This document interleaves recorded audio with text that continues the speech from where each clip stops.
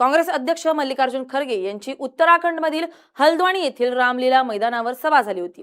या सभेनंतर काही लोकांनी सभा झालेल्या ठिकाणी गोमूत्र शिंपडल्याचा प्रकार समोर आला। हा प्रकार दलित समाजातील नेत्याचा अपमान करणारा असून तो संविधान विरोधी आहे, अशी प्रतिक्रिया केंद्रीय मंत्री रामदास आठवले यांनी दिली।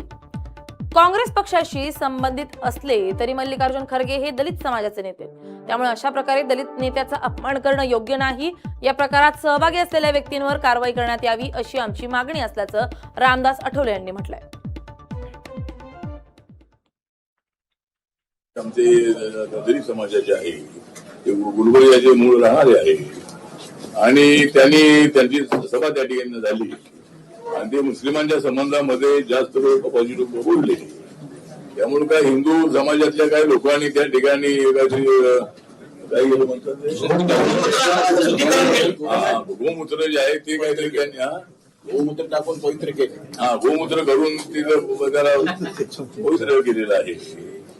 तर मला असं वाटतं की अशा पद्धतीनं एका दलित नेत्याचा अपमान करणं अयोग्य आहे आणि त्याची पूर्ण चौकशी झालेली आहे आणि अशा पद्धतीचं गोमूत्र शिंपणाऱ्यांवर पोलिसांनी कारवाई केलेली आहे।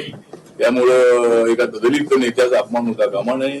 मल्लिकार्जुन खरगेजी जरी काँग्रेस पक्षाचे असले तरी सोनिया गांधींनी त्यांना पक्षात अध्यक्ष बनवलेलं आहे आणि ते यासाठी बनवलं की राहुल गांधी होत नाही म्हणून ते बनवलेलं आहे आणि जेवढ्याला मुख्यमंत्री त्यांना बनवायचं होतं त्यावेळेला त्यांना मुख्यमंत्री बनवलं नाही आणि त्यामुळं ठीक आहे, पण ते दलित असल्यामुळं असं काय मूत्र शिंपडलं असेल तर ते अयोग्य आहे, ते संविधान विरोधी आहे, त्यांच्यावर कारवाई झाली पाहिजे अशी आपली मागणी आहे।